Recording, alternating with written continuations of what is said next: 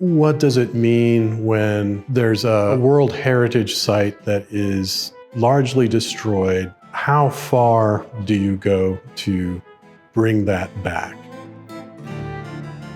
Notre-Dame, the augmented exhibition, is just like it sounds. It's an augmented 850-year experience of the famous Parisian landmark and its long history, its cultural significance.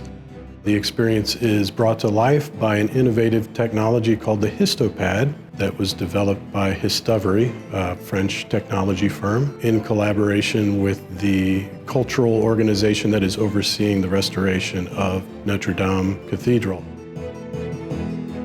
Histovery has been working with cultural organizations and sites in Europe. They've developed this innovative augmented reality platform that enables users to see physical spaces through time. So you can go visit a chateau in France, or in our case, the Cathedral of Notre-Dame in Paris, and see it at different points in time. And there's recreated immersive views of the site at different points in time. There are animations showing medieval stone cutters cutting stone and shaping it for use in the cathedral. I have to say I was a little skeptical at first. I tend to be skeptical of technology as a replacement or a surrogate for actual real-world experience. But I think this exhibition is a wonderful blend. You know, there's a built gallery environment that's meant to kind of give you the sense of being inside Notre-Dame Cathedral.